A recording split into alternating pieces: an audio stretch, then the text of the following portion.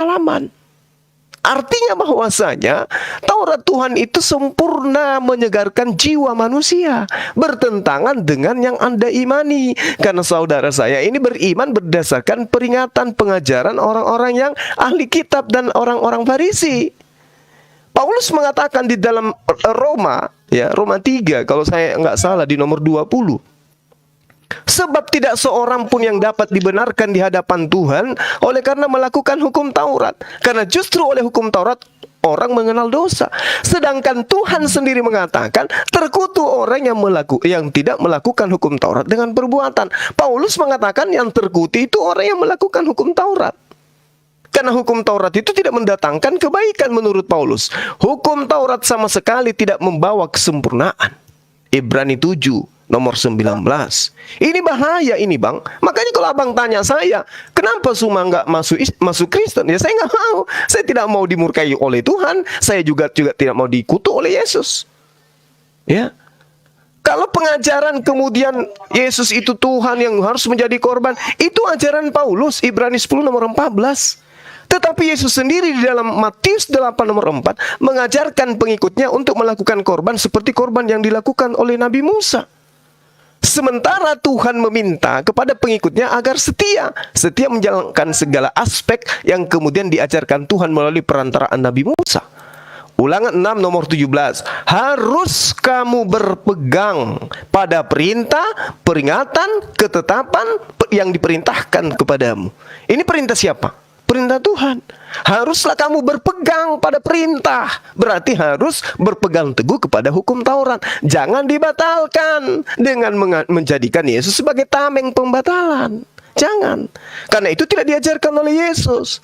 Yesus datang membatalkan hukum Taurat di atas tiang salib. Itu ajaran Paulus yang datang belakangan. Nah, terkait dengan ajaran agama Islam, ketika saudara saya mengatakan, saya tidak percaya kepada Islam, karena Islam membatalkan semua hukum Taurat. Sekali lagi saya katakan kepada abangku ini, hukum Taurat itu datang kepada Bani Israel. Kita bukan Bani Israel. Hukum Taurat itu untuk Bani Israel. Bahkan Tuhan mengatakan perjanjian barunya yaitu hukum Taurat akan dimasukkan ke dalam batin setiap Bani Israel. Tidak dikatakan akan dimasukkan ke dalam setiap Bani Adam.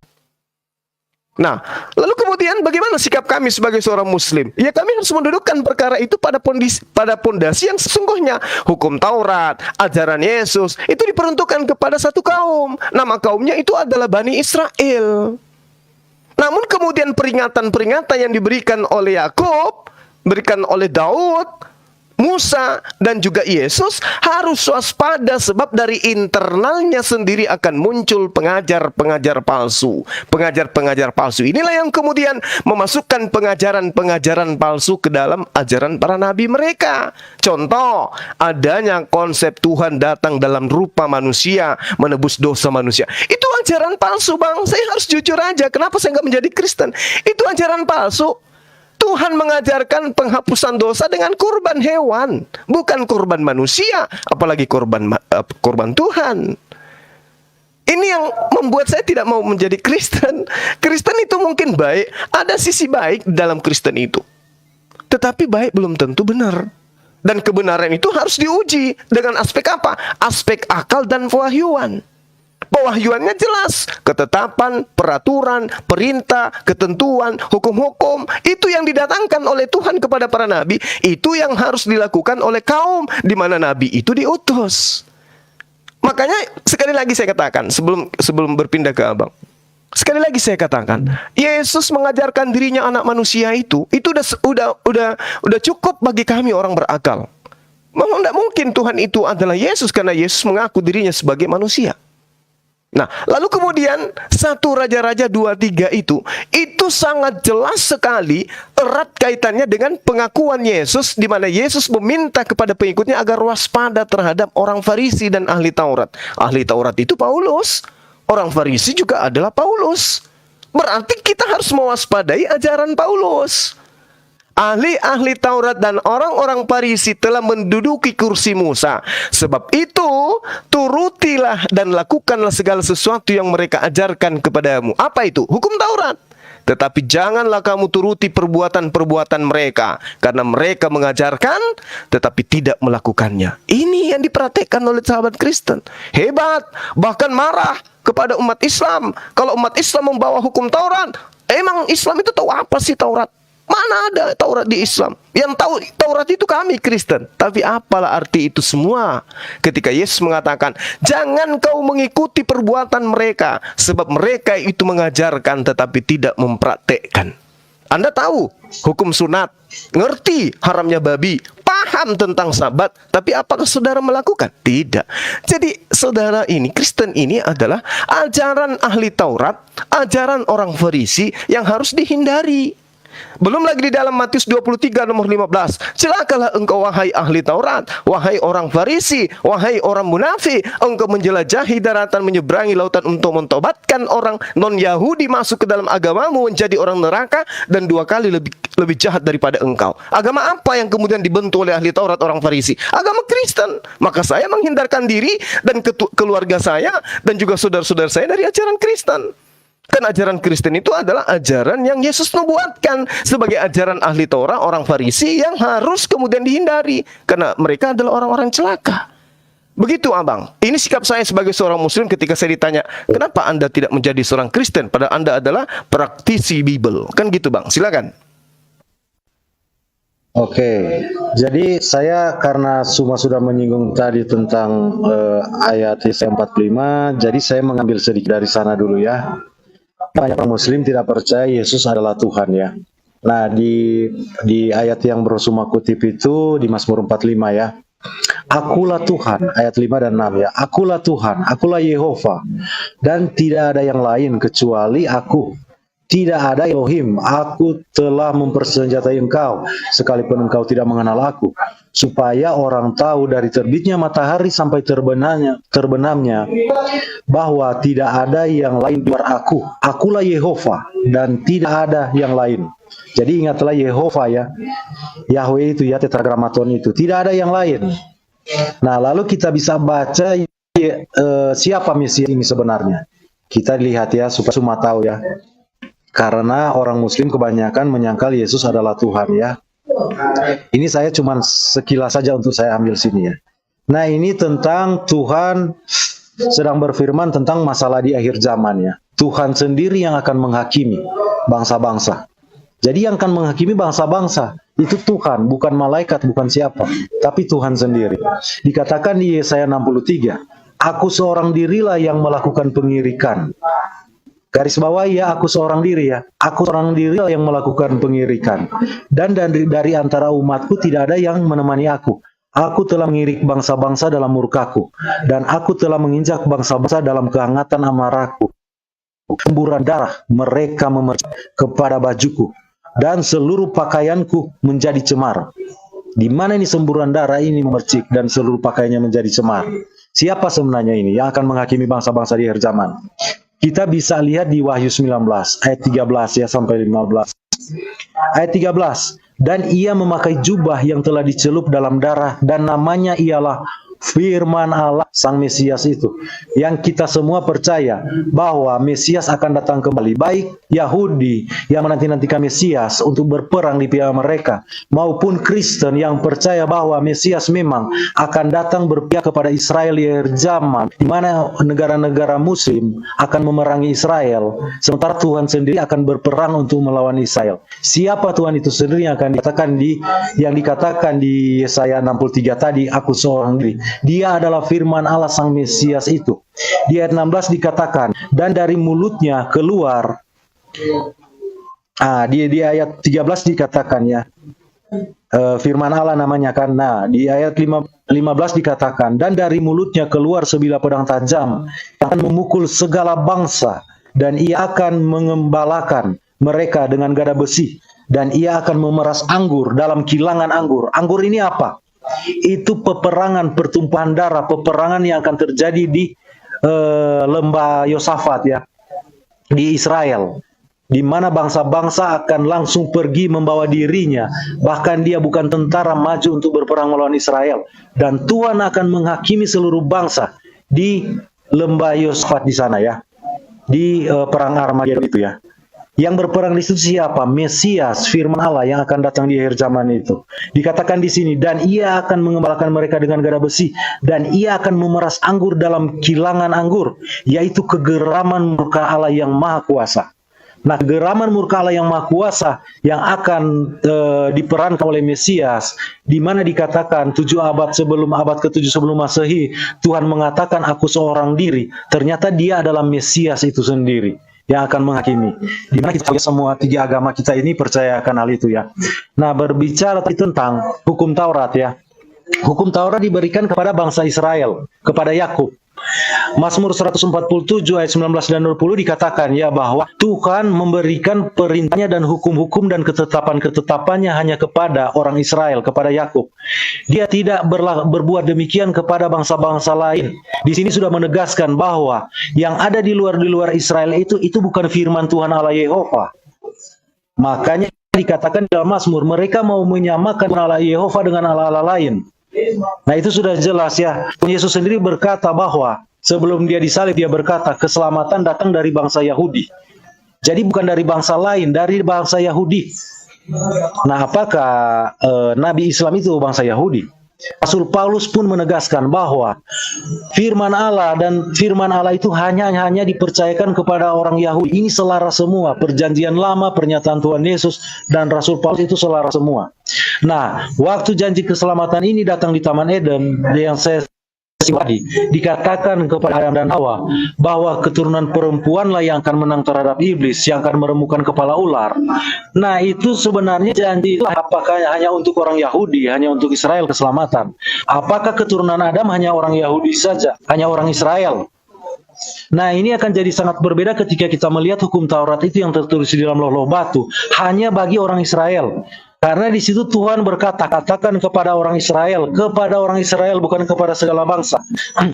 Sementara keselamatan yang akan datang dijanjikan sejak dari Taman Eden itu keturunan Adam dan Hawa. Jadi bukan hanya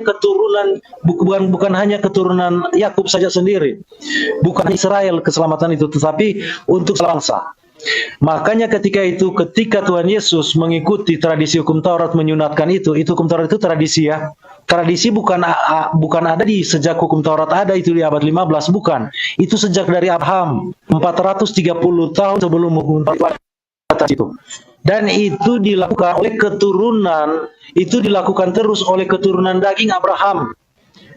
Keturunan Abraham dari mana? Dari Ishak, bukan dari Ismail, karena anak perjanjian itu dari Ishak. Di Kejadian 17, Tuhan sendiri telah menolak Ismail. Tapi perjanjian yang akan dia lakukan dengan Ishak dan keturunannya akan menjadi umat Allah. Siapa keturunannya ini? Bangsa Israel ini. Di mana hukum-hukum dan ketetapan-ketetapan hanya diberikan kepada mereka. Tidak ada kepada bangsa lain.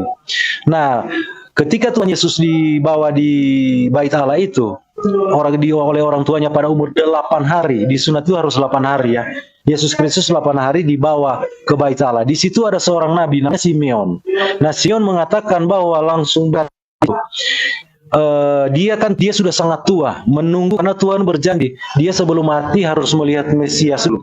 Nah, di situ Simeon berkata bahwa anak ini, sang Mesias ini, kemuliaan akan menjadi kemuliaan bagi Israel. Nah, tepat sekali kan, keselamatan datang dari bangsa Yahudi. Seperti yang Tuhan Yesus katakan, anak ini akan menjadi kemuliaan bagi Israel dan terang bagi bangsa-bangsa. Artinya bangsa-bangsa dalam kegelapan. Anak ini Yesus Kristus akan menjadi terang bagi bangsa-bangsa, bukan hanya kepada Israel, tapi bagi bangsa-bangsa. Nah, ini yang dilakukan oleh Tuhan Yesus Kristus ya. Bang Suma tadi berkata tentang yang dikorbankan itu ya. Kita melihat itu di Yesaya 53 ini tidak bisa dibantah lagi. Bahkan orang Yahudi yang menolak Yesus tidak bisa membantah ini.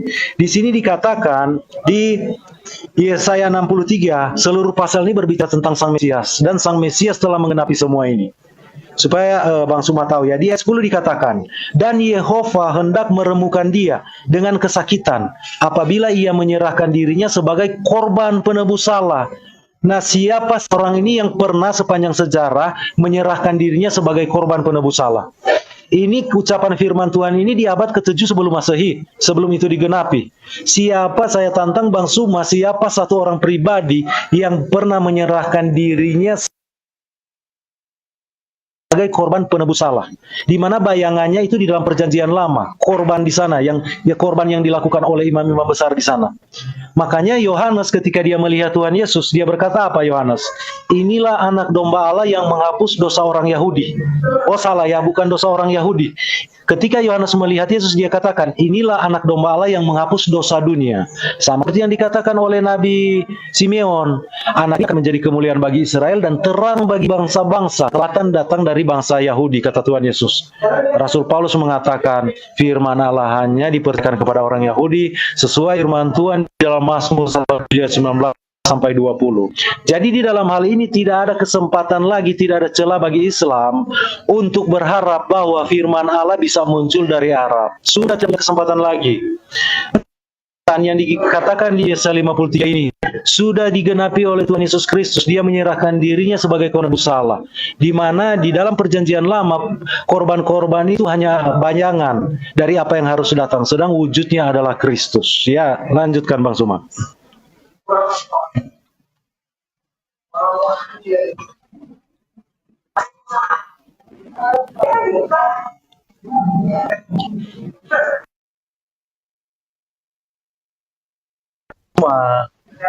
Bang Suma sudah gemetaran. Iya, sorry Bang Bang. Suma. Sorry Bang. Tadi suara azan Bang. Ya, jadi gini.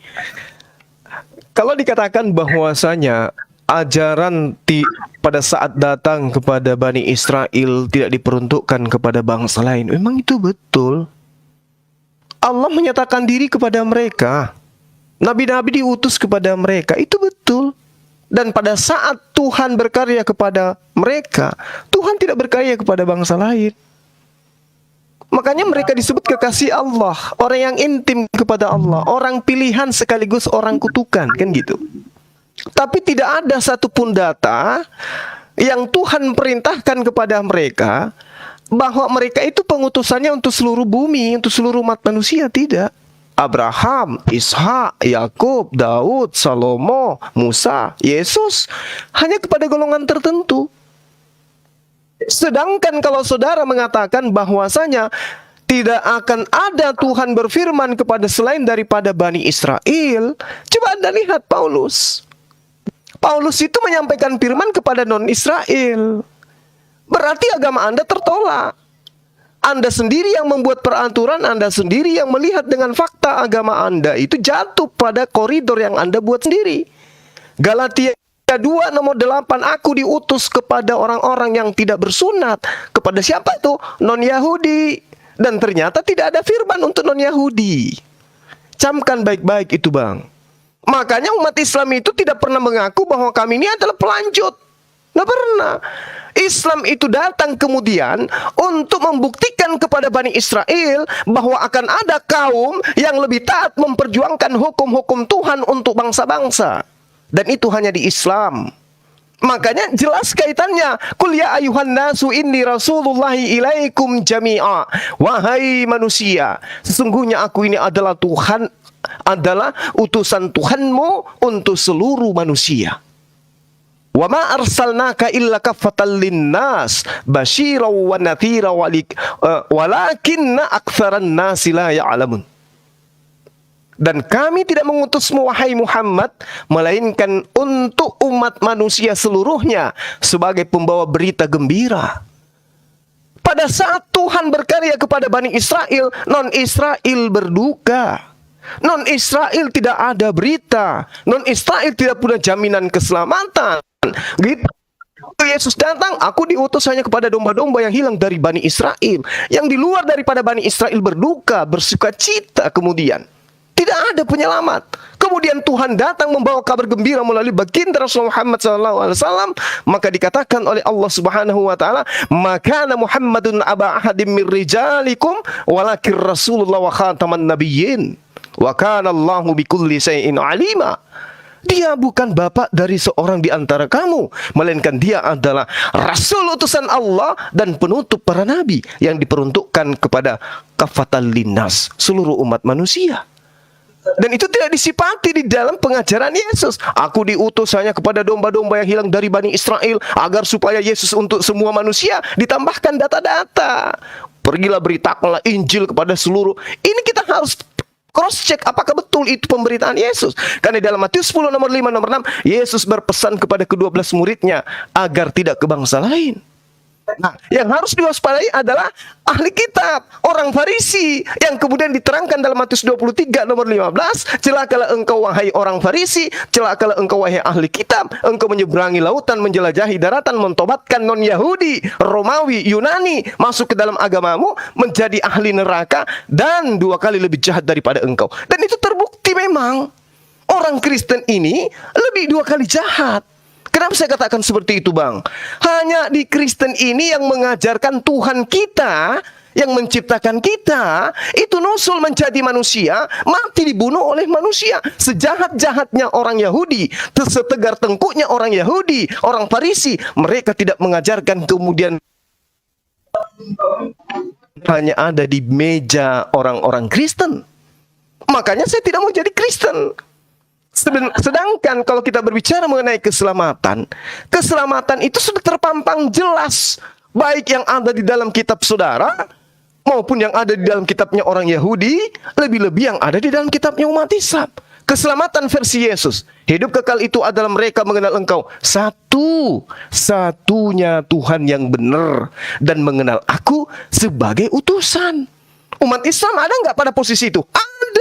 Umat Islam menyembah Tuhannya Bani Israel. Kami tidak membuat Tuhan baru. Yang kami sembah adalah Tuhannya Bani Israel, yang datang kepada Ibrahim, yang datang kepada Musa, yang datang kepada Isa, Yesus. Itulah yang kami sembah. Makanya sampai hari ini, segejolak apapun konflik antara Yahudi dan Islam, mereka tidak pernah berkonflik tentang Tuhan. Karena mereka sadar Tuhan mereka itu sama. Tapi berbeda dengan saudara Kristen dengan orang Yahudi. Tidak pernah satu mufakat dalam konsep apapun terkait Tuhan. Ini yang harus saudara sadari. Kenapa Bang Suma tidak mau menjadi Kristen? Padahal mereka, Bang Suma itu tahu tentang Bible. Kenapa? Apa yang mendasari itu? Karena Bang Suma paham Kristen itu bukan ajaran Yesus. Kristen itu ajaran ahli Taurat. Kristen itu ajaran orang Farisi yang nyebrang lautan, menjelajahi daratan, mentobatkan orang Romawi Yunani untuk masuk ke dalam sekte yang diajarkan itu, yang 2 kali lebih jahat daripada ahli Taurat itu sendiri. Ini yang perlu saya katakan kepada abang. Jadi debat yang dibangun ketika Bang Suma itu hadir bukan kebencian, tapi karena kecintaan terhadap saudara sebangsa. Cinta bahwa keselamatan itu ikuti Yesus. Kalau mau selamat, ikuti Yesus. Sekali lagi saya katakan, kalau teman-teman Kristen pingin selamat, 2 kata buat saudara Kristen dari saya. Ikuti Yesus kalau mau selamat. Itu aja poinnya. Jangan ikuti yang lain. Ketika Anda mengikuti Yesus, maka Anda akan dihantarkan menjadi Muslim. Maka Anda akan diantarkan menjadi Islam. Kenapa? Yesus mengajarkan itu. Atiullah wa atiur Rasul. Taat kepada Allah, taat kepada Yesus. Kalau taat kepada Yesus berarti nyembahnya hanya kepada Allah. Taat kepada Yesus berarti kembali kepada hukum Taurat, bukan kepada ajaran yang mengutuk Tuhan, mengutuk ajaran Tuhan, lalu kemudian menjadikan sebagai tameng, penebus segala dosa. Sehingga yang terjadi adalah kasih, kasih, kasih, dan kasih. Ini sudah diajarkan, kasih itu sudah diajarkan jauh sebelum Kristen itu dijadikan sebagai negara sah di dalam kekaisaran Romawi. Saya katakan di saudara saya tadi, di dalam kitabnya orang Yahudi, Bang, Imamat 19 nomor 18, janganlah engkau menuntut balas dan janganlah menaruh dendam terhadap orang-orang yang sebangsamu, melainkan kasihilah sesamamu manusia seperti dirimu sendiri. Akulah Tuhan. Tapi ajaran kasih itu tidak cukup. Dengan mengasihi. Ajaran keselamatan itu tidak cukup dengan seperti itu. Keselamatan itu kudu wajib mentaati perintah-perintah Tuhan. Kalau Tuhan memerintahkan sebagaimana yang ada di dalam Yesaya 66 nomor 23, maka itu yang harus kita praktekkan. Baru dikatakan orang yang hebat, baru dikatakan sebagai utusan Tuhan, sebagai pengikut utusan Tuhan. Bulan berganti bulan, sabat berganti sabat, seluruh umat manusia akan datang sujud beribadah di hadapanku. Demikianlah firman Tuhan. Jadi kalau kita ini mengaku sebagai pengikut Yesus, kudu wajib kita itu sujud dalam beribadah. Sujud di hadapan Tuhan, bukan konser. Itu kalau kita mengaku sebagai pengikut Yesus. Jadi 30 detik dari saya sebelum berpindah ke abang, saya katakan gini.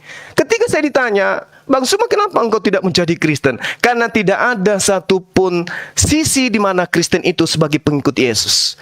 Kristen itu, sekali lagi Bang, ini Bang Suma yang ngomong ya, ini saya tidak menghujat, tapi ini adalah pribadi saya. Kristen itu adalah ajaran yang baik, tapi sayang sekali ajaran anti Kristus. Demikian. Oke, panjang lebar penjelasannya. Sekarang saya mencoba merespon ya. Saya ambil sedikit dulu ya. Tentang Bang Suma sudah sentil tadi ya. Nanti akan saya bahas lebih lagi ya. Tentang di Yohanes 17 tadi ayat 3 ya. Bang Suma bilang Yesus hanya utusan. Bunyi ayatnya seperti ini ya. Inilah hidup yang kekal. Itu. Bahwa mereka mengenal engkau satu-satunya Allah yang benar, dan Yesus Kristus yang telah engkau utus. Nah, pengutusan ini seperti apa? Saya sudah bacakan tadi, Yesaya 63 ayat 3. Aku seorang dirilah yang akan melakukan pengirikan. Bangsa-bangsa akan digilas seperti di kilangan anggur ya. Siapa yang eksekutornya situ? Siapa? Sang Mesias yang akan datang di akhir zaman. Makanya di Yohanes 5, kalau saya tidak salah, saya lihat ya. Yohanes 5, Bapa tidak menghakimi siapapun, tetapi telah menyerahkan penghakiman itu seluruhnya kepada anak ya. Nah, kenapa? Bapa yang berbicara di dalam Yesaya 63 dia sendiri, tetapi penghakiman itu dilakukan kepada siapa? Penghakiman itu diberikan kepada anak. Bapa tidak menghakimi siapapun, tetapi telah menyerahkan penghakiman seluruhnya itu kepada anak. Ketika di Yesaya 63 mengatakan aku seorang dirilah, namanya itu siapa? Firman Allah Sang Mesias. Dia adalah Sang Mesias, itu adalah wujud dari Allah yang tidak kelihatan. Kita lihat di Yohanes 1 ya. Di Yohanes 1 ayat 18 ya. Ini ayat-ayat yang paling menarik yang saya bahas di sini. Tidak seorang pun yang pernah melihat Allah, tetapi anak tunggal Allah yang ada di pangkuan Bapa, dialah yang menyatakannya. Di akhir zaman Tuhan sendiri yang akan menghakimi bangsa-bangsa. Dikatakan di dalam kitab Wahyu 19 ayat 13 tadi, namanya ialah firman Allah. Di situ berbicara tentang kedatangan kembali Sang Mesias, di mana Islam juga menantikan itu. Sesuai dengan apa yang Tuhan Yesus katakan di Yohanes 5, Bapa tidak menghakimi siapapun, tetapi telah menyerahkan seluruh penghakiman itu kepada anak. Jadi anak ini adalah apa? Dialah, anak inilah, anak tunggal Allah inilah, dialah yang menyatakannya. Sini siapa? Menyatakan Allah itu sendiri. Di mana Allah yang tidak pernah terlihat, yang ada anak itu menyatakan kepada manusia. Allah yang tidak terlihat, Sang Firman Allah ini yang digambarkan oleh Yohanes untuk manusia bisa mengerti. Kita baca undur ini ya, dialah anak tunggal ya, berbicara dialah anak tunggal yang menyatakannya. Di sini siapa berbicara di kalimat pertama? Allah yang tidak kelihatan itu. Dia seawalnya ada di mana? Kita undur ya, kalimat yang sebelumnya kita undur. Ada di pangkuan Bapa. Kenapa dikatakan di pangkuan Bapa? Karena Tuhan Allah orang Israel, dia yang mereka panggil Bapa. Dia menyatakan dirinya, menampakkan dirinya kepada Abraham dan kepada Samuel di dalam perjanjian lama itu melalui perantaran firman-Nya, karena dia tidak bisa dilihat. Jadi Teofani yang ada di dalam perjanjian lama adalah wujud dari firman yang belum nusul menambahkan natur manusia dalam natur ilahinya. Makanya Yesus Kristus adalah penyataan Teofani di dalam perjanjian lama itu melalui Sang Firman itu. Yang Sang Firman di mana kita kenal di abad pertama, yaitu Yesus Kristus itu sendiri. Makanya Yohanes di 1 Yohanes menjelaskan tentang itu ya. Kita baca di 1 Yohanes ya. Yohanes sama yang di kitab tadi ya. Di 1 Yohanes dikatakan begini. Kesaksian Rasul Yohanes tentang firman hidup. Firman siapa? Namanya ialah yang akan menghakimi di zaman itu sendiri, namanya ialah firman Allah. Di sini dikatakan firman hidup. Untuk membedakan ini, penulis Alkitab telah membaca penulisannya menggunakan F besar ketika merujuk kepada pribadi firman itu, yaitu Yesus Kristus. Yohanes katakan di sini apa? Apa yang telah ada sejak semula, yang telah kami dengar. Apa yang sudah ada sejak dari semula, yang telah orang Israel dengar, yang telah Yohanes dengar. Tentang Allahnya Abraham, Ishak dan Yakub, yang akan datang menyelamatkan manusia. Yang telah kami lihat dengan, di sini di kalimat selanjutnya, yang telah kami lihat dengan mata kami. Siapa yang telah mereka dilihat oleh mata para rasul? Yesus Kristus. Yang telah kami saksikan dan telah kami raba dengan tangan. tentang firman hidup Yesus Kristus. Itulah yang kami tuliskan kepada kamu. Hidup itu telah dinyatakan. Hidup itu telah dinyatakan dan kami telah melihatnya, dan sekarang kami bersaksi dan memberitakan kepada kamu tentang hidup kekal yang ada bersama-sama dengan Bapa dan yang telah dinyatakan kepada kami. Di mana itu dinyatakan kepada kami? Yohanes 1 ayat 14, firman itu telah menjadi manusia dan diam di antara kita, dan kita telah lihat kemuliaannya. Kemuliaan yang sebagai anak tunggal Allah, anak tunggal Bapa, penuh kasih karunia dan kebenaran. Nah, firman hidup itu siapa? Di Yohanes 1 dikatakan, firman itu adalah Allah. Di Yohanes 2 dikatakan, Pak, dia bersama-sama dengan Allah. Itu digambarkan di Yohanes 18 yang ada di pangkuan Bapa. Di ayat 3 dikatakan, segala sesuatu dijadikan oleh firman hidup itu, yaitu Yesus Kristus, di dalam hakikat ilahinya itu. Dan tanpa dia, tanpa Yesus Kristus, tanpa sang firman, tidak ada satupun yang telah jadi. Tidak ada yang telah jadi dari segala sesuatu yang telah dijadikan. Dalam dia, dalam sang firman itu ada hidup, dan hidup itu adalah terang manusia. Jadi hidup itu adalah terang manusia. Dia adalah terang menurut bangsa-bangsa seluruh agama itu. Terang itu adalah Allah itu sendiri. Nah, saya ambil sedikit ya, kita kembali lagi ke Taurat ya, yang Bro Suma singgung tadi. Ini kalau kita berbicara tentang Taurat, itu dijelaskan sangat jelas di kitab Roma ya. Abraham dibenarkan karena iman. Apakah Abraham dibenarkan ketika hukum Taurat turun? Tidak. 430 tahun sebelum hukum Taurat turun, sebelum hukum Taurat diberikan kepada Musa, Abraham sudah dibenarkan, bahkan dikatakan bapa semua orang beriman. Nah, sunat yang ada tradisi Yahudi berasal dari Abraham. Apakah sunat ada dalam hukum Taurat? Tidak. Tetapi itu tradisi Yahudi dari hukum Taurat, di mana di situ sunat itu adalah tanda, sebagai tanda ya. Jadi sunat itu cuma tanda perjanjian antara Allah dengan Abraham melalui keturunannya Ishak. Jadi Tuhan sendiri yang mengatakan di situ di Kejadian 17, aku akan mengadakan perjanjianku dengan Ishak. Bahkan nama Ishak diberikan sendiri oleh Tuhan. Engkau harus menamakan dia Ishak. Dalam satu momen Tuhan mengganti nama, Sarai diganti Sarah, karena dia akan menjadi ibu bangsa-bangsa, raja-raja akan lahir daripadanya. Abram diganti Abraham. Kenapa harus diganti Abraham? Karena arti Abraham bapa bangsa-bangsa, bapa banyak bangsa. Nah, Israel adalah anak perjanjian. Makanya Tuhan mengatakan, engkau harus menamai Ishak. Ishak adalah anak perjanjian. Makanya Tuhan katakan, aku akan mengadakan perjanjian dengan Ishak. Keturunan Ishak akan menjadi umatku. Nah, umatku untuk memberitakan tentang keselamatan segala bangsa yang akan datang dari Israel, bangsa Yahudi itu. Nah, keselamatan yang akan datang itu sudah digenapi kepada pribadi Yesus Kristus. Berbicara tentang hukum Taurat, dalam hal ini hukum Taurat, Isa melakukan hukum sunat. Mereka pikir, sunat itu berdasarkan hukum Taurat. Islam sudah gagal paham total tentang sunat. Sunat itu tanda perjanjian seperti yang baru saya sampaikan. Dan Islam sama sekali tidak masuk di dalam perjanjian sunat itu. Karena perjanjian itu kepada keturunan Ishak. Tuhan sendiri yang mengatakan, kepada keturunannya, Ishak dan keturunannya akan menjadi umatku, dan aku akan menjadi Allah mereka. Nah, ada hubungannya sama sekali dengan garis Ismail, ada hubungannya sama sekali. Ismail bahkan disunat 13 tahun. Tuhan tidak menyuruh Ismail sunat waktu Ismail lahir, tidak. Tetapi Ishak sebelum dia lahir, bahkan dia belum ada di rahim Maria, sudah dikatakan Ishak anak perjanjian. Dan sunat itu sebagai tanda perjanjian dengan Abraham, karena Abraham akan mengikat perjanjian dengan Ishak dan keturunannya. Jadi Islam sekali tidak masuk ke sunat ini. Islam sama sekali melakukan hal di mana mereka tidak masuk ke dalam perjanjian ini. Yang bisa disunat di dalam Israel itu hanya budak-budaknya Abraham. Jadi budak-budak Israel juga yang percaya kepada ajak Tuhan Allah Israel itu disunat. Apakah kalian budaknya Yahudi? Islam dengan menyunatkan diri, dia menyatakan dirinya itu adalah budaknya orang Yahudi. Jadi bukan umat eksklusif, Bukan pilihan apalagi terakhir atau apa. Budaknya orang Yahudi. Karena budak orangnya Yahudi yang disunat. Karena perjanjian itu kepada keturunan Ishak dan kepada keturunan Ismail, yaitu anaknya Ishak, Israel, Yakub. Ya, Tuhan mengganti nama Yakub menjadi Israel. Nah, ketika kita berbicara tentang hukum Taurat, tadi Abraham dibenarkan 430 tahun sebelum hukum Taurat ada, di mana sunat yang terserah kalian bicarakan itu.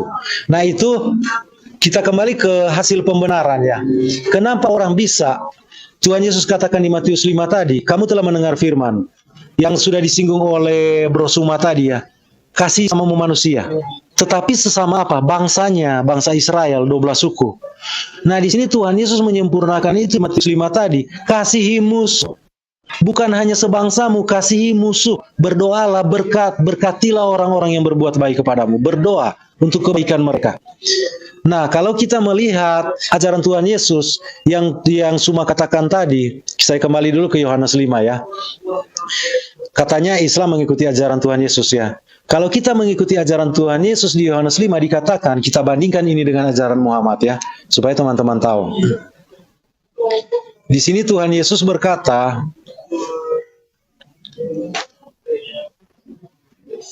tunggu sebentar ya teman.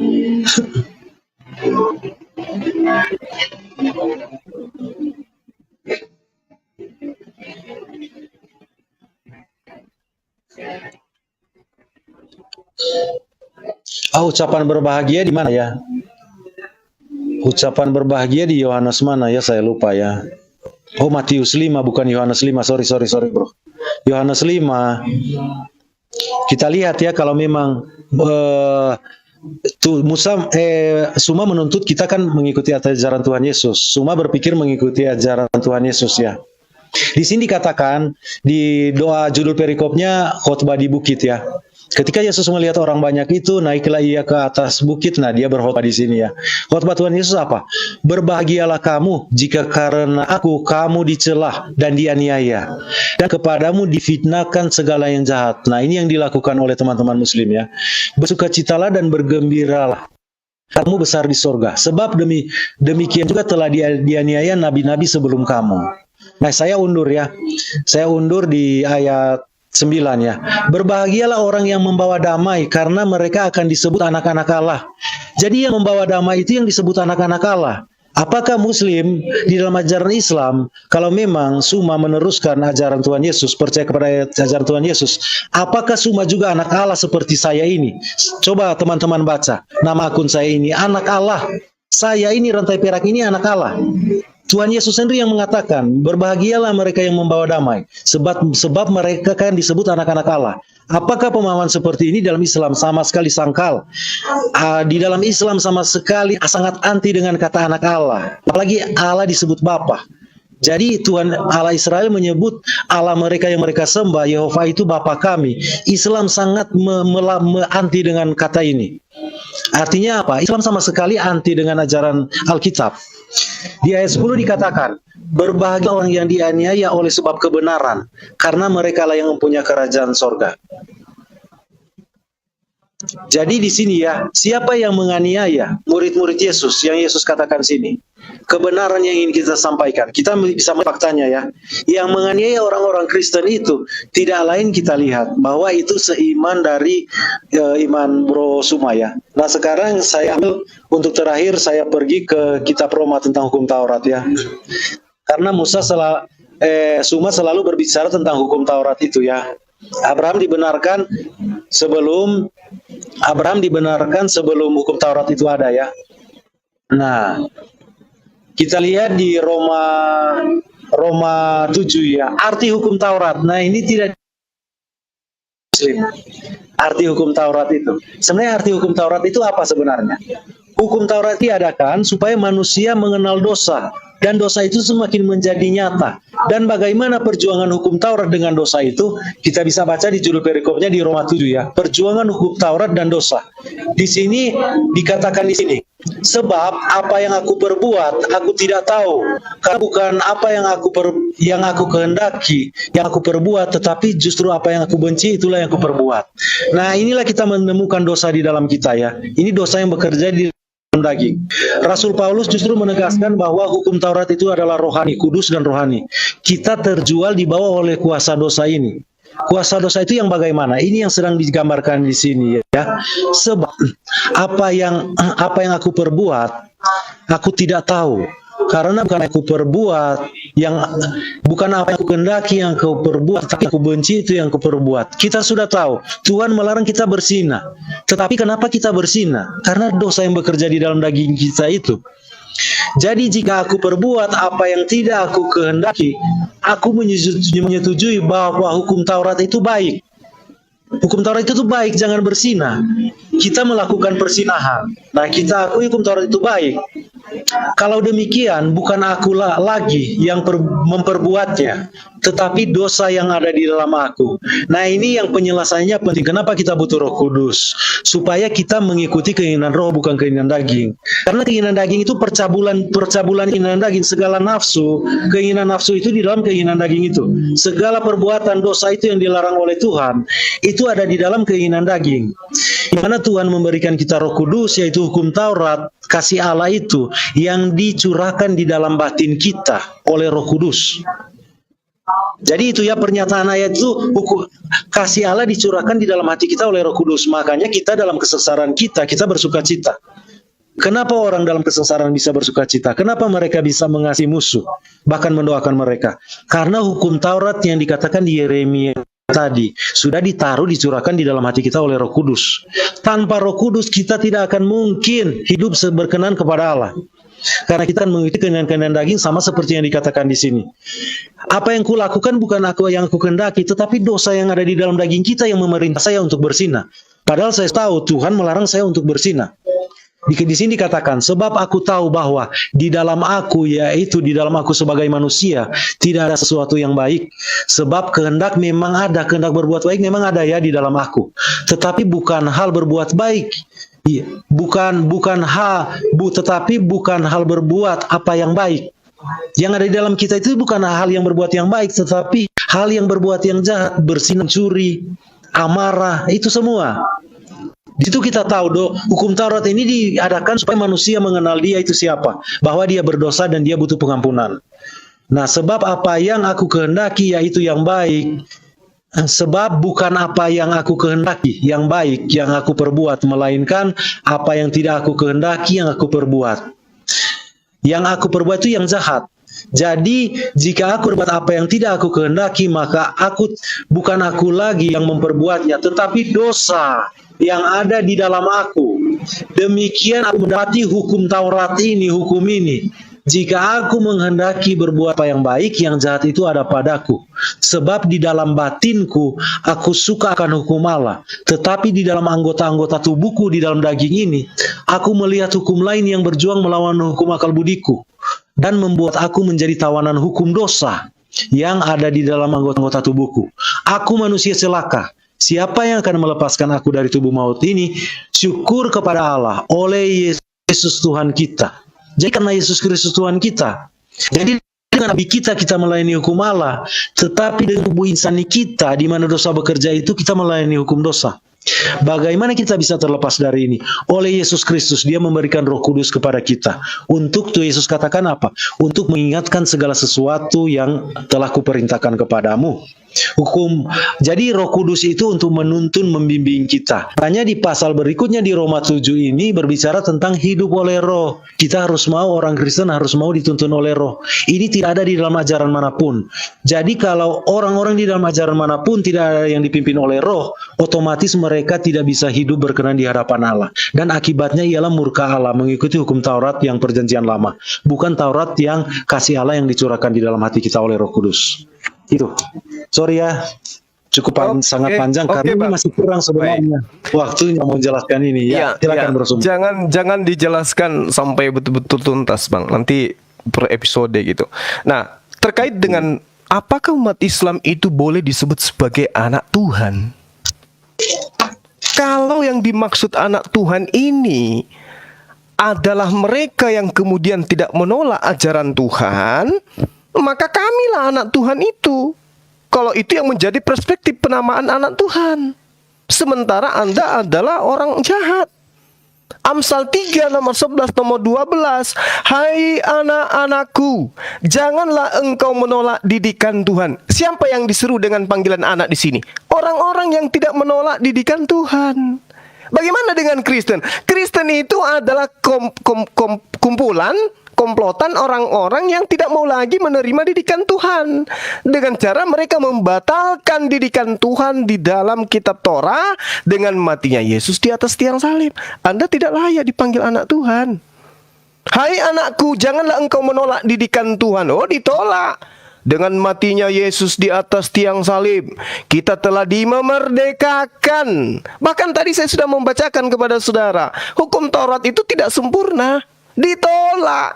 Yang Anda aminkan sekarang, yang Anda imani sekarang adalah ajaran Paulus. Makanya sepanjang waktu saudara saya menggunakan untuk menyampaikan ajaran-ajaran Paulus. Hai anak-anakku, jangan engkau menolak didikan Tuhan. Akulah Tuhan, tiada Tuhan selain aku. Kami mengimani itu. Yesus adalah utusanku. Kami mengimani itu. Kami tidak menolak didikan Tuhan. Jadi gelar anak Tuhan itu lebih pantasnya sekiranya mungkin. Tapi kami nggak mau. Karena kenapa? Nanti disalahartikan oleh manusia yang pemikir lemah. Jangan engkau bosan akan peringatannya. Ternyata orang Kristen bosan melalui ajaran Yesus. Tidak ada yang sempurna. Tidak ada orang yang sanggup melakukan hukum Taurat. Maka harus ditinggalkan, diganti dengan ajaran kasih, kan gitu. Karena Tuhan memberi ajaran kepada yang dikasihinya, seperti seorang ayah kepada anak yang disayanginya.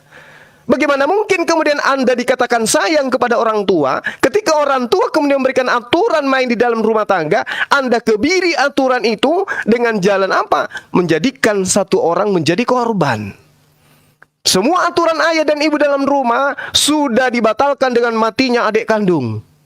Nggak bisa, itu tidak rasional. Lalu kemudian ketika kita berbicara mengenai sedikit aja tentang kebenaran, Yesus Anda katakan sebagai Tuhan, karena Dia adalah yang telah menyelamatkan. Tapi marilah coba kita buka cakrawala berpikir ini, melepaskan keegoan kita dengan mengkaji apa yang ada dalam kitabnya orang Yahudi. Yesaya 63 nomor 9. Dengan segala kesesakan mereka, bukan seorang duta, bukan seorang utusan. Yesus utusan, Yesus duta, berarti bukan Yesus. Apa pembuktiannya? Ketika saudara saya mengambil, Yohanes mengatakan dia ini, dia itu, dia ini, dia itu. Tapi Yesus membantah itu. Ada kesaksianku yang lebih penting dari kesaksian Yohanes. Apalagi hanya sekedar kesaksian saudara rantai perak. Yohanes saja dibantah oleh Yesus. Ada kesaksianku yang lebih penting, bahwa segala pekerjaan yang aku lakukan yang membuat saudara rantai perak menuhankan aku, justru pekerjaan itulah yang kemudian yang bersaksi bahwa aku utusan Tuhan. Sedangkan Tuhan mengatakan, bukan utusan, bukan juga duta, aku sendiri yang menyelamatkan mereka. Dengan cara apa aku menyelamatkan mereka? Dengan cara aku mengutus para nabi, dengan cara mengutus para rasul, agar nabi dan rasul ini mengajarkan seperti apa keinginanku yang mereka harus lakukan, yaitu mereka harus kasih, setia, menjalankan segala ketetapan, perintah, aturan, hukum-hukum yang aku berikan kepada para nabi. Itu poinnya. Jadi kalau Anda mengatakan, oh bukan duta, bukan utusan, tapi aku sendirilah, oh ternyata Yesus itulah sendiri yang adalah Bapa, Anda sedang menyelisih akal sehat Anda sendiri. Bukan utusan, Yesus utusan. Mari kita lihat, di mana Yesus mengatakan dirinya adalah utusan. Yohanes 17 nomor 3. Yesus mengaku dengan mulutnya, hidup kekal itu mengimani aku, mengenal aku sebagai utusan. Matius 15 nomor 24. Aku diutus hanya kepada umat Israel. Yesus mengaku utusan. Yohanes 12:49. Tuhan yang mengutus aku. Yesus mengaku sebagai utusan. Matius 23 nomor 10. Hanya satu pimpinanmu, yaitu Mesias. Hanya pemimpin umat pembimbing manusia Bani Israel yang menyandang domba tersesat. Itulah kemudian yang harus diakui bahwa Yesus itu adalah Mesias, utusan. Yang dikatakan Mesias itu utusan, orang yang diurapin. Markus 6 nomor 4. Yesus berkata dirinya hanya seorang utusan. Lukas 4 nomor 18. Yesus mengatakan dirinya adalah utusan. Pernyataan-pernyataan Yesus jelas mengatakan dia adalah utusan Tuhan, sehingga umat Islam percaya kalau dia itu adalah utusan Tuhan. Bukan utusan, bukan duta, tapi Tuhan sendirilah. Artinya bukan Yesus, melainkan Tuhan sendirilah yang menyelamatkan Bani Israel. Dengan cara apa? Dengan cara mengutus nabi dan rasul, mengajarkan kepada mereka kisi-kisi penyelamatan yang ada. Nah, sekarang ketika Anda mengatakan Yesus berkuasa, diberi kuasa, dia menghakimi. Saya sudah tamat ajaran itu, Bung. Yesus mengatakan di dalam Yohanes 5 nomor 27, Ia telah memberikan kuasa kepadaku untuk menghakimi karena aku adalah anak manusia. Makanya aku diberi kuasa untuk menghakimi karena aku bukan yang maha kuasa itu. Aku hanya manusia. Makanya aku diberi kuasa untuk menghakimi. Karena aku ini manusia, pekerjaanku itulah yang bersaksi bahwa Bapa yang telah mengutus aku. Lalu kemudian dalam Yohanes 5 nomor 30, aku tidak dapat berbuat apa-apa dari diriku sendiri. Apakah masih pantas kemudian oknum seperti ini dituhankan? Yohanes 5 nomor 36, Bapa yang telah mengutus aku. Pembuktian bahwa Bapa yang mengutus aku. Pekerjaan-pekerjaan aku lakukan di tengah-tengah Bani Israel. Aku membangkitkan orang mati, membuat orang buta melihat, orang lumpuh berjalan, air menjadi anggur, topan badai menjadi damai, dan seterusnya. Pembuktian itu bukan saya, itu kan sihir. Pembuktian itu membuktikan bahwa saya utusan Tuhan. Nah, sedangkan ketika saudara mengatakan, mana perintahnya, mana syariatnya Islam, Al-Quran menjelaskan dengan jelas, wa katsalika auhayna ilaika ruhan min amrina. Makanya umat Islam itu dibimbing oleh roh. Kalau Anda mengaku dibimbing oleh roh, roh mana yang bimbing Anda? Rohnya Paulus atau roh yang mana? Karena nabi-nabi palsu juga disebut sebagai roh-roh di dalam kitab saudara. Kalau kami, roh yang membimbing kami adalah Roh Kudus. Apa pembuktiannya? Di dalam Al-Quran dikatakan, Qul man kana aduwwan li Jibril fa innahu nazzalahu ala qalbika bi'ittillah. Qul in kuntum tuhibbunallaha fattabi'uni yuhibbukumullah wa yaghfir lakum dzunubakum wallahu ghafurur rahim. Kemudian umat Islam ini dikatakan dibimbing oleh Roh Kudus. Roh Kudus ini menjabarkan ajarannya melalui Al-Quranul Karim. Dari mana kami mengimani Yesus itu adalah utusan Tuhan? Dari Al-Quran. Siapa yang membimbing? Roh Kudus. Apa pembimbingan Roh Kudus kepada kami sebagai umat Islam? Dikatakan, wa iskalallahu ya Isa bin Maryam a anta qulta linnas takhiduni wa ummi ilahin min dunillah. Jelas itu. Lalu kemudian dia mengatakan, qala subhanaka ma yakunu li an aqula ma laysa li bihaqq. Ani a'budullah rabbi wa rabbakum. Siapa yang membimbing kami mengimani bahwa Nabi Isa, Yesus mengajarkan kepada Bani Israel bahwa dia hanyalah Nabi yang memerintahkan Bani Israel menyembah kepada Tuhannya Bani Israel dan Tuhannya Yesus. Al-Quran. Roh Kudus itu yang membimbing kami. Nah, sekarang pertanyaannya, apakah Roh Kudus membimbing kalian menuhankan anak Maria? Bukan. Tapi roh yang membimbing kalian itu adalah pengajaran Paulus. Maka Yesus mengatakan, iblislah yang menjadi bapakmu. Sedikit lagi, Bang. Lalu kemudian di dalam Yohanes 14 nomor 48, barang siapa menolak aku, tidak menerima perkataanku, ia sudah ada hakimnya, yaitu firman yang telah kukatakan. Itulah yang akan menjadi hakimnya pada akhir zaman. Bang Suma, kenapa kamu tidak menjadi Kristen? Karena saya tahu yang akan menjadi hakim kelak di akhir zaman, perkataan-perkataan Yesus. Ketika saya menjadi Kristen, saya ditanya, Suma, atas perintah siapa kau menyembahku? Aku mau jawab apa? Yesus tidak pernah mengajarkan, sementara perkataannya yang menjadi hakim. Nah, ini yang menakutkan. Kalau saudara Kristen yang ditanya, kenapa saudara menyembah diriku? Apa yang Anda katakan? Oh, Anda adalah Tuhan, Anda adalah pencipta. Di mana aku katakan itu? Maka Yesus mengatakan dalam Matius 7 nomor 21, 22, 23, diusir orang-orang yang melakukan pemanggilan Tuhan kepada Yesus karena dia bermujizat, bernubuat, mengusir setan demi nama Yesus. Siapa mereka? Kristen. Hasil ajarannya dari ahli Taurat, orang Farisi. Yang Yesus katakan, waspada, waspada, waspada. Tapi Anda mengimani malah. Lalu kemudian terkait dengan perintah sunat, Anda mengatakan itu bukan perintah Tuhan. Anda mengatakan itu tradisi.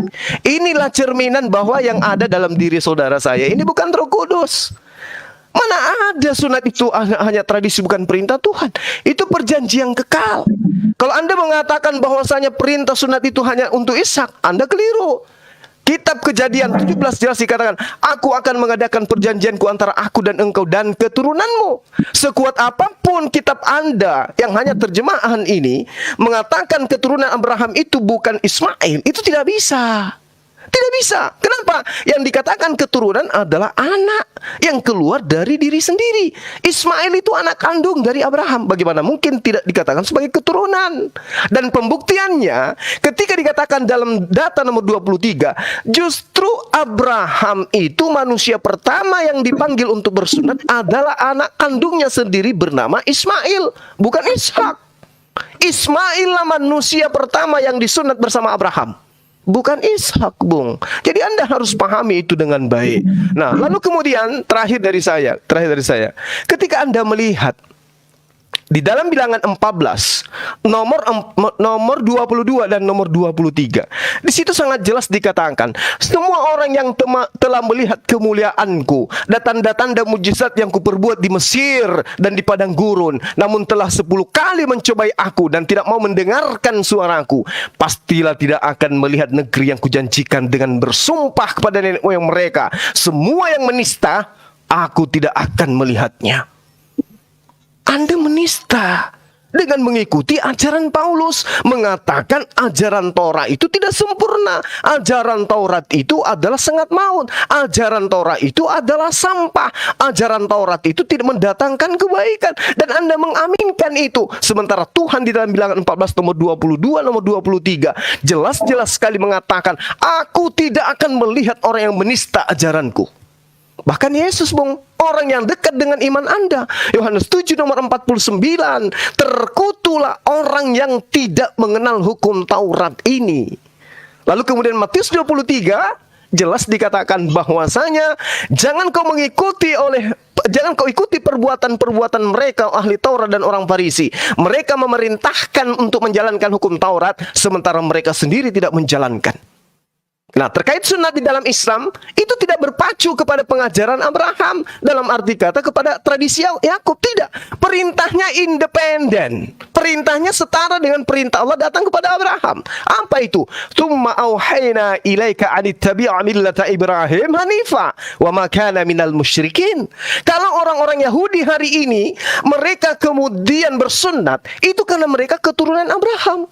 Tapi kami bersunat bukan karena keturunan, tapi karena perintah Tuhan itu setara perintahnya kepada baginda Rasul Muhammad SAW.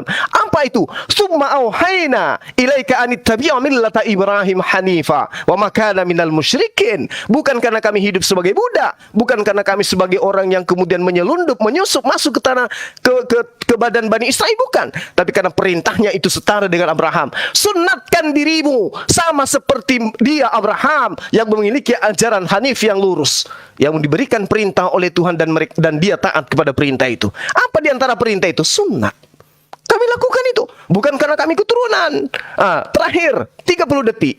Abangku harus sadari, ahli Taurat itu, orang Yahudi ini yang diberkati oleh Tuhan awalnya, yang dipilih oleh Tuhan awalnya, dia adalah orang yang dipilih tapi terkutuk. Orang yang dipilih tapi dikutuk oleh Tuhan. Yehezkiel 5 nomor 5 sampai nomor 14. Anda setelah ini Anda bisa membacanya dengan baik. Orang Yahudi hebat, ahli Taurat hebat, keturunan Yakub hebat, sehebat-hebatnya. Tapi sayang, mereka dikutuk oleh Allah, dikutuk oleh Tuhannya Abraham, Ishak dan Yakub. Itu yang perlu saudara pahami. Sehingga jangankan menerima Yesus sebagai Tuhan seperti ajaran Anda, menerima Yesus sebagai nabi aja kagak. Ya, itu yang perlu saudara pahami. Sehingga saya mengatakan kepada abang saya ini, kenapa Bang Suma itu tidak masuk Kristen padahal dia mengetahui tentang Bible? Itu karena Kristen itu bukan ajaran Yesus, tetapi Kristen itu adalah ajaran anti-Kristus. Tengok diri Anda, abangku. Sepanjang Anda menjelaskan, yang Anda paparkan hanyalah ajaran ahli Taurat dan orang Farisi, yaitu Paulus. Silakan.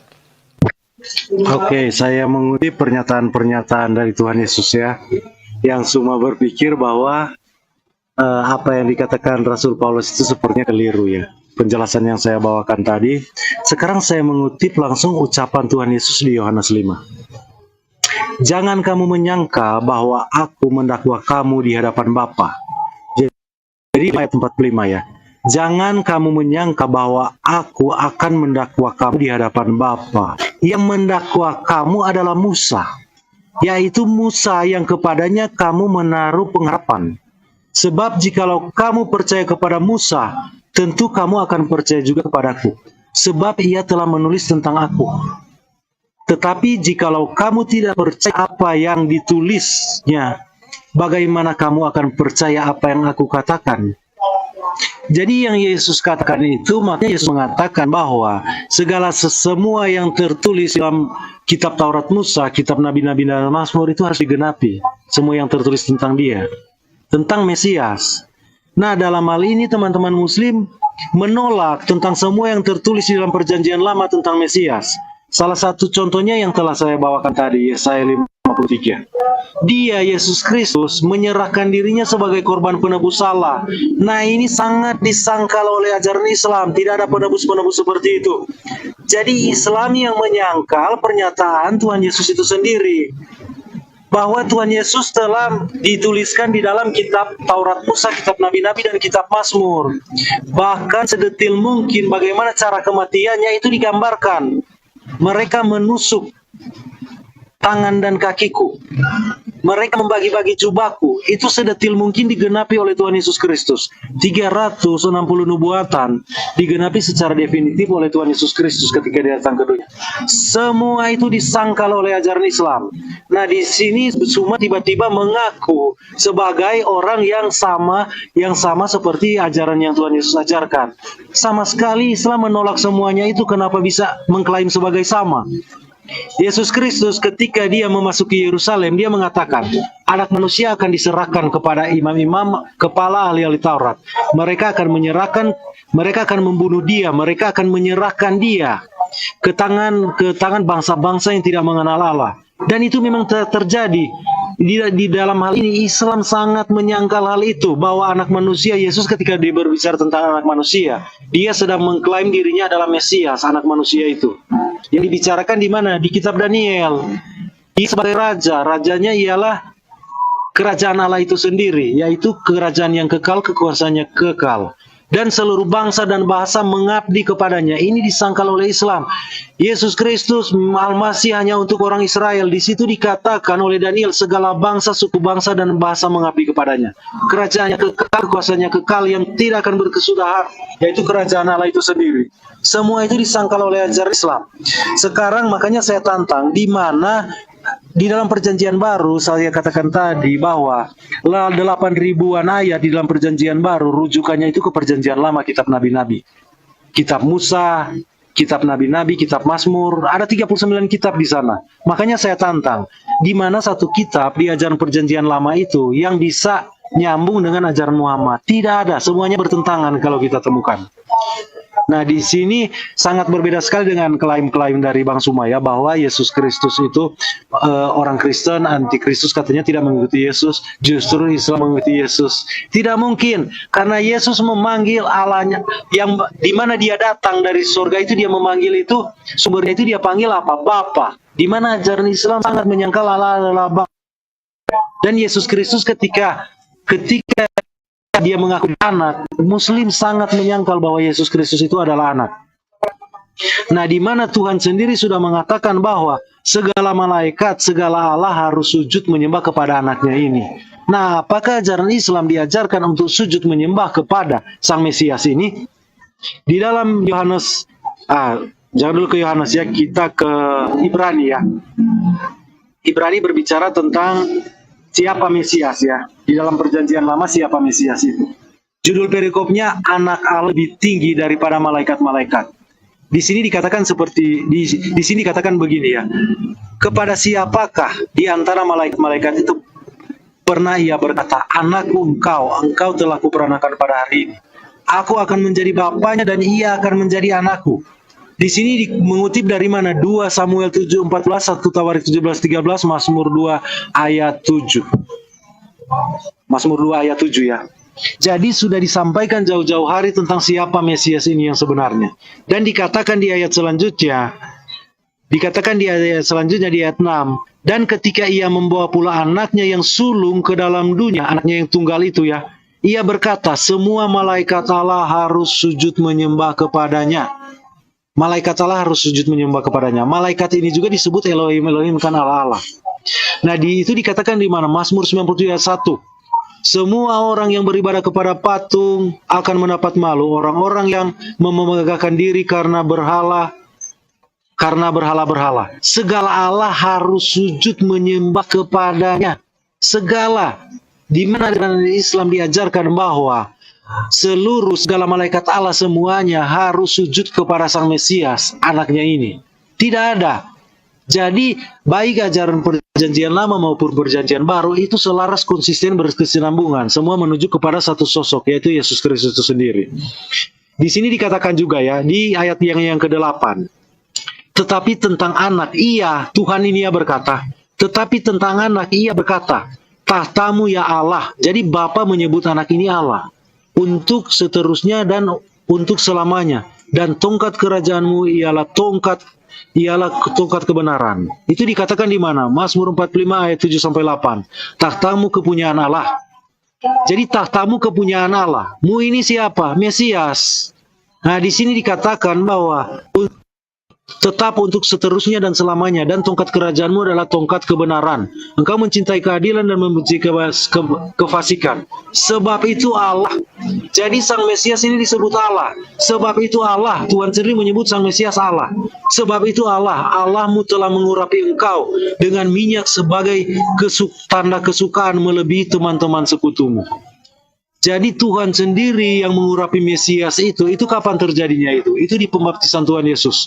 Di mana surga terbuka, dan di situ suara yang dari surga yang Israel sebut Bapa itu mengatakan di situ, inilah anakku yang kukasih, kepadanya lah aku berkenan. Sama seperti yang dikatakan oleh Nabi Musa. Seorang nabi akan kuutus dan engkau harus mendengarkan dia. Pengutusan Yesus Kristus seperti apa? Dia dari surga datang ke bumi. Karena seperti yang dikatakan tadi di Yohanes 1 ayat 18, dia adalah gambar Allah, wujud Allah yang tidak kelihatan. Jadi anaknya yang menyatakan Allah yang tidak kelihatan itu. Yang awalnya ada di pangkuan Bapa sebagai apa? Sebagai yang kita sebut firman. Keberadaan Yesus Kristus sebagai anak ada di pangkuan Bapa itu dalam kekekalan, bukan nanti di abad pertama seperti yang disangka oleh teman-teman Muslim. Makanya saya bacakan ayat tadi di Yesaya 53, Tuhan sendiri yang akan menghakimi bangsa-bangsa. Siapa yang menghakimi itu? Mesias, namanya firman Allah, sesuai dengan yang dikatakan di Yohanes 5 tadi ya, atau Matius 5. Yohanes 5, Bapa tidak menghakimi siapapun. Bapa yang mengatakan aku seorang diri, dia tidak menghakimi siapapun. Tuhan Yesus berkata, tetapi dia telah menyerahkan seluruh penghakiman itu kepada anak. Nah, itunya Allah yang benar, baik dalam perjanjian lama maupun perjanjian baru, itu sudah pasti Tritunggal. Nah, akan bisa lepas. Karena di dalam perjanjian lama, pernyataan Allah itu, yaitu Bapa menyatakan dirinya kepada Samuel dan Abraham, menampakkan dirinya melalui apa? Perantaraan firman-Nya, karena Bapa tidak bisa dilihat. Jadi wujud yang disahkan dari dia teofani itu adalah wujud dari Sang Firman, yang adalah Yahweh yang ada di bumi itu. Makanya waktu di kejadian Sodom dan Gomora, Yahweh Yehova yang ada di bumi menurunkan api belerang dari langit. Dari mana? Dari Yehova yang ada di langit. Makanya itu pemahaman yang benar tentang Allah yang benar. Allah yang benar itu keesahnya itu Allah. Echad itu artinya apa? Satu tapi satu, tidak terbatas. Bukan seperti yang dibatasi oleh teman-teman Muslim. Ketika dia ada di surga, dia ada juga yang ada di bumi. Yahweh yang ada di bumi menurunkan hujan belerang api dari langit itu. Dari Yahweh yang ada di mana? Yahweh yang ada di langit. Itu artinya satu yang tidak terbatas.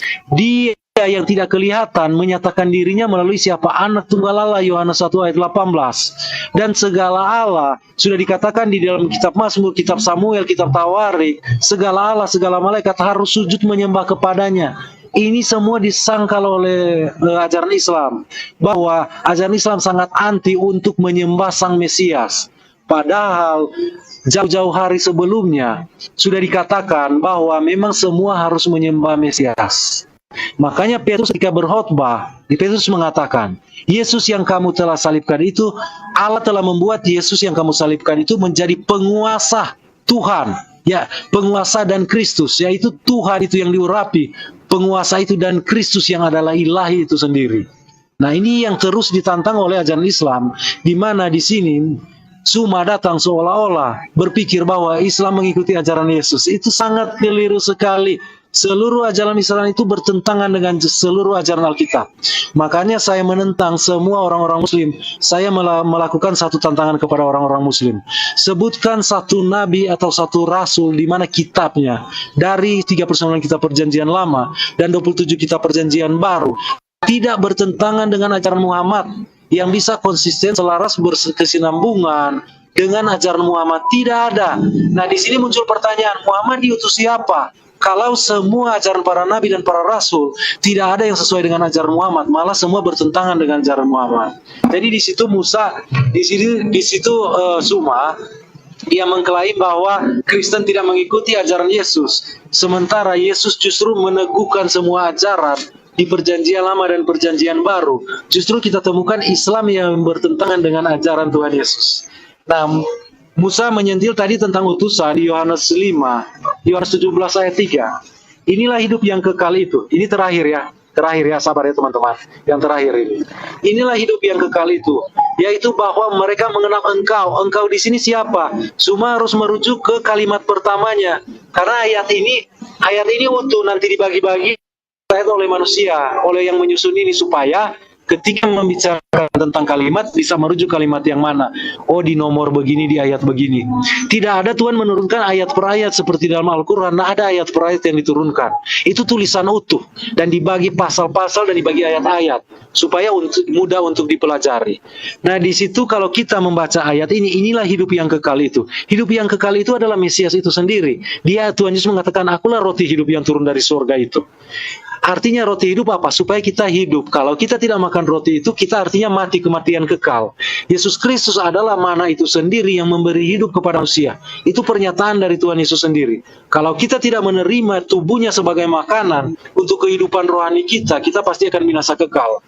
Jadi tujuan Tuhan Yesus mengatakan sini inilah hidup yang kekal itu tubuhnya sendiri. Kalau kita mau hidup, kita harus ambil bagian dalam penebusan itu. Tubuh yang diberikan itu yang disediakan oleh Allah itu sendiri.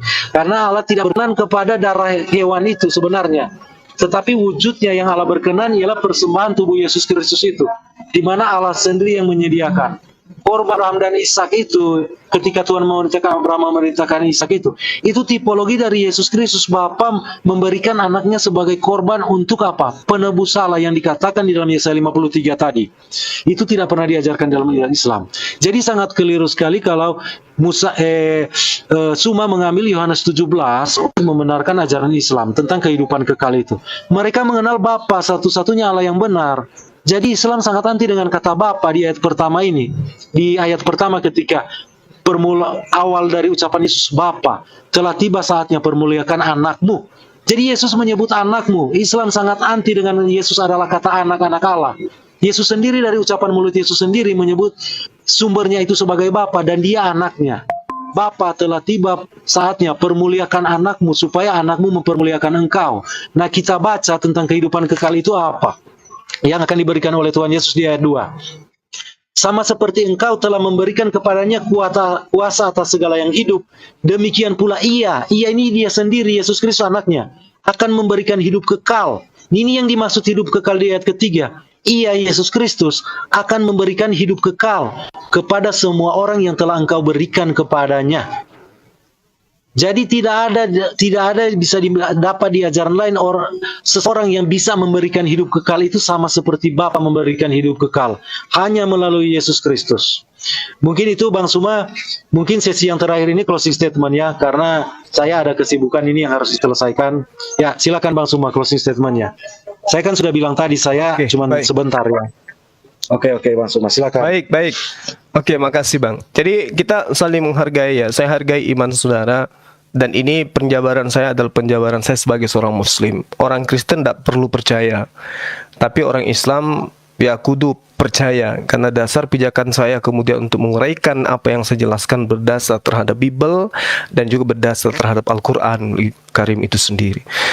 Yang pertama, ketika saudara berbicara mengenai Islam tidak menjalankan hukum Taurat, sekali lagi saya katakan Islam bukan Bani Israel. Taurat itu adalah perjanjian baru Tuhan kepada Bani Israel.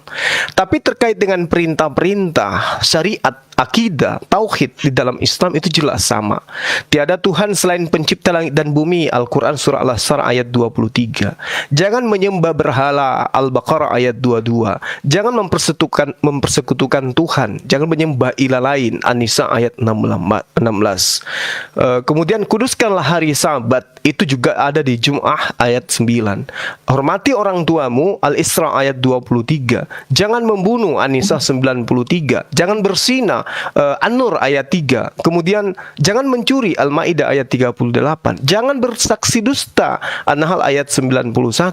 Jangan mengingini milik orang lain. Al-Baqarah ayat 180 atau An-Nisa ayat 2. Jadi data-data yang seperti itu sudah digaungkan di Al-Quran 1400 tahun silam. Itu yang pertama. Kemudian saya ingin membaca Yehezkiel 5 supaya saudara ini paham. Beginilah firman Tuhan Allah, inilah Yerusalem, tempat ajaran Kristen kemudian asalnya. Di tengah-tengah bangsa-bangsa ku tempatkan dia, dan sekelilingnya ada negeri-negeri mereka. Ia sudah memberontak terhadap peraturan-peraturanku, lebih jahat daripada bangsa-bangsa. Artinya orang Yahudi itu sendiri memberontak terhadap aturan-aturannya. Lebih hebat pemberontakannya dibandingkan bangsa lain, dan terhadap ketetapan-ketetapanku lebih jahat dari negeri-negeri yang ada di sekitarnya.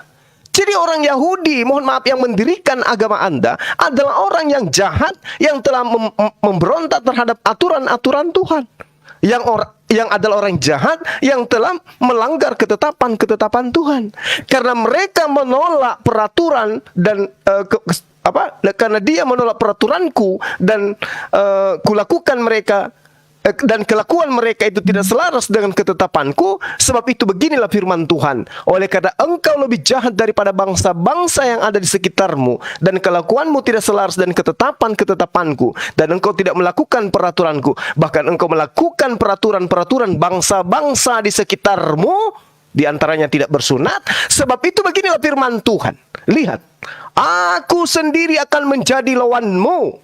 Aku akan menjatuhkan hukuman kepadamu di hadapan bangsa-bangsa. Tengoklah apa yang terjadi dengan bangsa Israel. Oleh karena segala perbuatanmu yang keji akan kuperbuat terhadapmu, yang belum pernah kuperbuat dan tidak pernah lagi akan kuperbuat. Sebab itu di tengah-tengahmu ayah-ayah akan memakan anak-anaknya, dan anak-anak akan memakan ayahnya, dan aku akan menjatuhkan hukuman kepadamu, sedang semua masih tinggal lagi daripadamu, dan akan kuhamburkan ke semua penjuru angin. Sebab itu, demi aku Tuhan yang hidup, demikianlah firman Tuhan Allah, sesungguhnya oleh karena engkau menajiskan tempat kudusku dengan segala dewamu yang menjijikkan, dan dengan segala perbuatanmu yang keji, aku sendiri yang akan meruntuhkan engkau. Aku tidak akan merasa sayang kepada engkau, tidak akan kenal belas kasihan kepada engkau. Sepertiga daripadamu akan mati kena sampar, dan mati kelaparan di tengah-tengahmu. Sepertiga akan tewas dimakan pedang di sekitarmu, dan sepertiga lagi akan kuhamburkan ke semua mata angin. Dan aku akan menghunus pedang dari belakang mereka. Aku akan melampiaskan murkaku kepada mereka, sehingga hatiku yang panas tenang kembali, dan aku merasa puas. Dan mereka akan mengetahui bahwa akulah Tuhan yang mengatakannya di dalam cemburuku, tatkala aku melampiaskan amarahku kepada mereka. Aku akan membuat engkau menjadi reruntuhan dan buah celaan di antara bangsa-bangsa yang ada di sekitarmu, di hadapan semua orang yang melintas daripadamu. Ini pembuktian, Bang. Lalu kemudian Kristen itu lahir dari agama bonyok yang sudah disumpahi dan dikutuki oleh Tuhan. Na'udzubillah summa na'udzubillah. Maka pantaslah kemudian ketika Allah mengutus penolong lain yang justru dikhususkan kepada seluruh umat manusia. Kenapa? Karena bangsa Israel yang tadinya adalah bangsa pilihan, yang Anda jagokan karena mereka adalah anak-anak Tuhan, itu dimurkai. Baca Yehezkiel 5, nomor 5 sampai tuntas, sampai satu perikop. Umat mana ini yang dikutuk dan dibenci oleh Allah, yang ditumpas oleh Allah itu sendiri, yang dikatakan, akulah yang akan menjadi musuhnya? Itu adalah umat Israel, Bung. Sementara Kristen ini hanya tetesan-tetesan kecil dari pengajaran Bani Israel. Nah, mari kita bahas Kristen. Di dalam Lukas 21, Yesus mengatakan kepada Bani Israel yang tegar tengkuk itu, waspadalah supaya kamu jangan disesatkan, sebab banyak orang yang akan datang dengan memakai namaku. Sekarang Anda menggunakan nama Yesus, menjajakan nama Yesus, menjual nama Yesus, seakan-akan ajaran Anda itu adalah ajaran yang benar. Padahal nama Yesus hanya Anda jadikan tameng, yang dijadikan oleh ahli kitab tameng, demi kepuasan mereka, agar mereka kemudian mendapatkan apa yang diinginkan dari kekaisaran Romawi dan Yunani pada kala itu. Yohanes 2 nomor 18 nomor 19, anak-anakku, waktu ini adalah waktu yang terakhir, dan seperti yang telah kamu dengar, seorang antikristus akan datang. Sekarang banyak bangkit antikristus, itulah tandanya bahwa ini benar-benar adalah waktu yang terakhir. Mereka memang berasal dari antara kita, jadi bukan dari luar ahli kitab. Antikristus itu memang berasal dari tengah-tengah kita, tetapi mereka tidak sungguh-sungguh termasuk pada kita. Ini dalil, Bung. Dari antikristus inilah lahirnya Kristen. Lalu kemudian di Matius 7, jelas di situ dikatakan nomor 24. Setiap orang yang mendengarkan perkataanku ini dan melakukannya, ia sama dengan orang yang bijaksana yang mendirikan rumah di atas batu. Tetapi sebaliknya, orang yang mendengarkan perkataanku ini tapi tidak mengikuti perkataanku, maka mereka seperti orang yang membuat rumah di atas pasir, lalu kemudian rumahnya dihantam oleh ombak. Inilah Anda membuat suatu pengajaran yang tidak diajarkan oleh Yesus. Maka Yesus mengatakan, waspadalah kepada pengajar-pengajar palsu yang datang kepadamu seperti domba, yang datang kepada Bani Israel layaknya mereka itu adalah Bani Israel juga, padahal sesungguhnya mereka itu adalah serigala yang buas. Siapa yang datang kepada Bani Israel mengaku Bani Israel? Apakah baginda Rasulullah Muhammad SAW? Tidak. Tapi dia adalah pendiri agama Kristen itu sendiri. Terakhir dari saya, Bung. Dikatakan dalam Matius 23, aku berkata kepadamu, sesungguhnya semua ini akan ditanggung angkatan ini. Apa maksud Yesus mengatakan itu? Ternyata pada masa kehidupan Yesus, di mana Yesus ada di sana, apa yang dikatakan oleh Yesus, celakalah engkau wahai orang Farisi, celakalah engkau wahai ahli Taurat, celakalah engkau wahai ular beluda, wahai engkau keturunan ular beluda, engkau membunuh nabi, engkau menangkap para nabi, dan seterusnya. Ternyata kecelakaan yang demi kecelakaan yang dikatakan oleh Yesus itu digenapi, ditanggung. Kata Yesus mengatakan, aku berkata kepadamu, sesungguhnya semua ini akan ditanggung angkatan ini. Makanya apa yang dikatakan oleh Yesus? Yerusalem, Yerusalem, engkau membunuh para nabi, melempari dengan batu orang-orang yang diutus kepadamu. Berkali-kali aku rindu mengumpulkan anak-anakmu, sama seperti induk ayah mengumpulkan anak yang di bawah sayapnya, tetapi kamu tidak mau.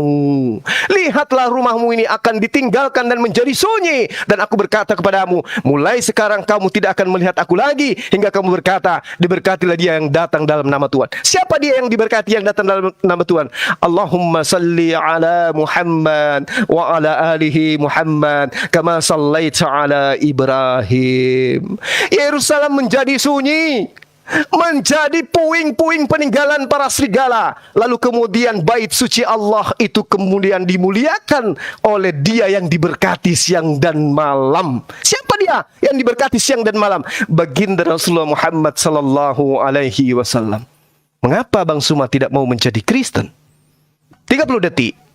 Karena di dalam pengajaran Yesus, Matius 24, pada waktu itu jika orang berkata kepadamu, lihat Mesias ada di sini, atau Mesias ada di sana, jangan kau percaya. Dan tentang Mesias dan Mesias, itu hanya ada di dalam Kristen.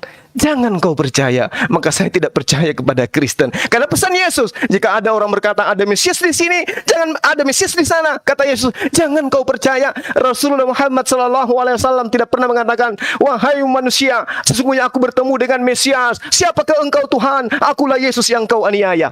Tidak, Rasulullah Muhammad SAW tidak pernah mengaku bertemu dengan Mesias. Tapi Paulus, Lukas, Markus, Matius, Yohanes selalu mengaku bertemu dengan Mesias. Karena itulah saya tidak mau menjadi orang Kristen. Karena orang Kristen itu sekali lagi adalah ajaran nabi palsu, ajaran antikristus yang dinubuatkan oleh Yesus itu sendiri. Sedangkan Yerusalem itu akan bangkit pengajaran Tuhan kembali ketika yang diberkati itu datang, yaitu baginda Rasulullah Muhammad SAW. Sallu alaihi wasallam. Demikian sementara dari saya, Bang Rantepera. Mungkin kita bisa lanjutkan sebentar malam atau besok. Terima kasih atas dialog yang disiapkan, Komalnya begitu indah, karena cuma kita berdua sehingga kita puas untuk menyatakan kebenaran versi kita masing-masing.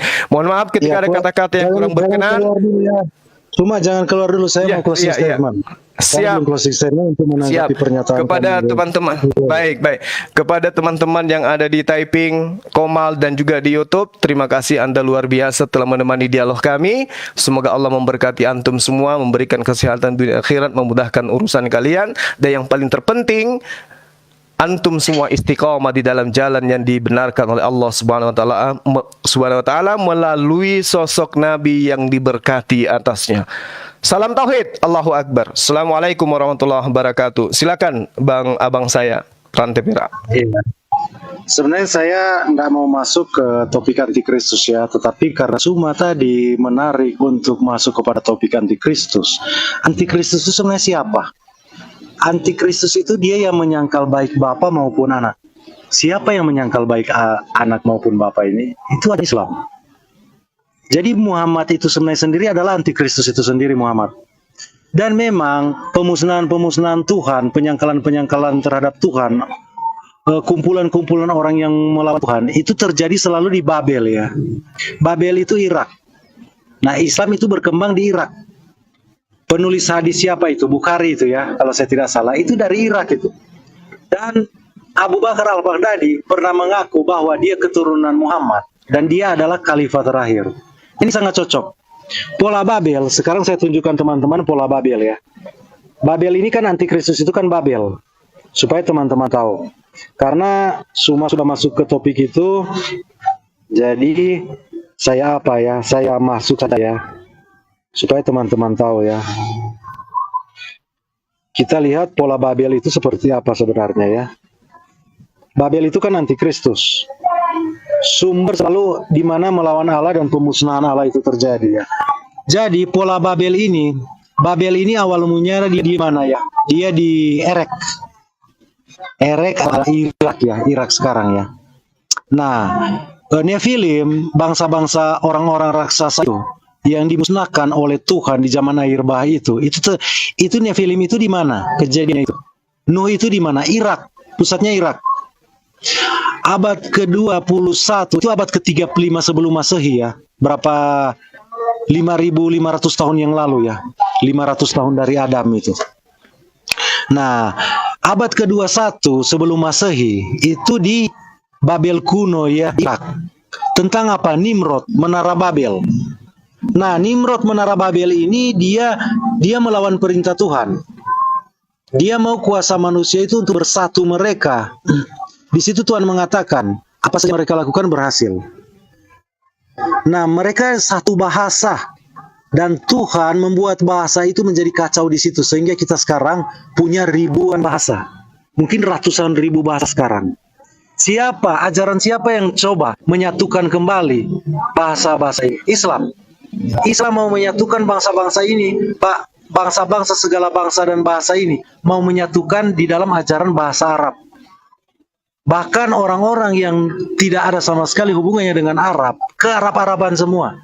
Bukan hanya bahasa, bahkan budaya Arab itu mau diadopsi. Jadi kejadian di abad ke-21 sebelum Masehi, 4.100 tahun yang lalu di Babel kuno, Nimrod, itu mau dibangun kembali oleh ajaran Islam. Nah, lalu masuk di abad ke-7 sebelum Masehi ya, abad 14 abad kemudian, dia setiap